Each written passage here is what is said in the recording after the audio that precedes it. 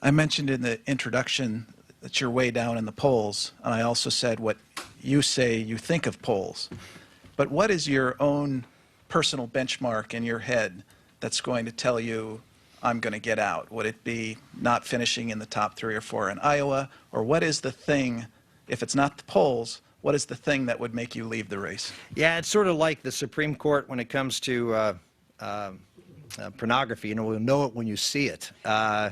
And it's sort of the same. You know, you're going to know. I'll certainly, as 4 years ago, it was apparent to me when we dropped out of the race, it was the time to drop out of the race.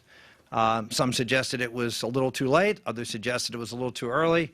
You know, I'm the Goldilocks. I mean, just right. And so I'll certainly know if that eventuality ever comes. Of course, I don't anticipate dealing with that problem.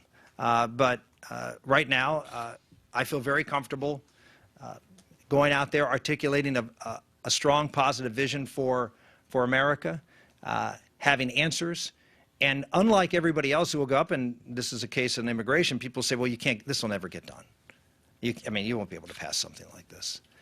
I would make the argument, if you look at my track record on some issues that no one thought could be passed, we have a pretty good record of passing them.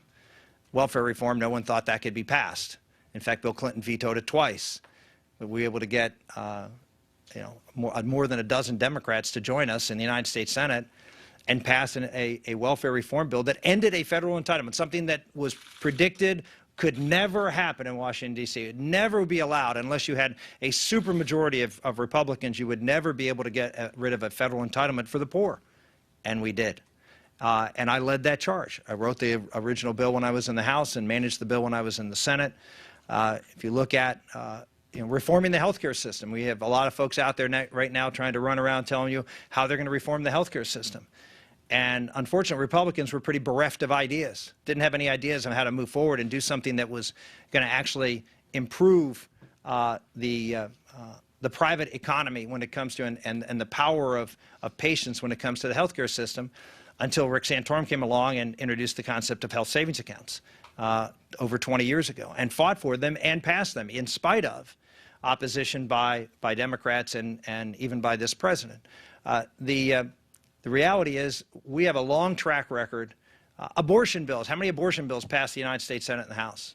I mean, I can think of 3 in the last 50 years, and I authored and led the fight on all 3 of them, and got Democratic support for all 3 of them. So I just share with you that, you know, we have a record of being a principled conservative and going out there, in many cases, pushing the envelope on public policy to restore the opportunities that I think America has for everybody and can have for everybody by restoring our conservative principles back here in Washington, D.C. But nobody else in this field has a record of doing any of those things. You have a lot of folks who will come out there and have very sharp elbows and tell you how everything is wrong and tell you why everything is broken. But they have no record to show that they've been able to do any of those things and make anything happen. In fact, most of the record of the people who have who are running, who are United States senators, is abject failure.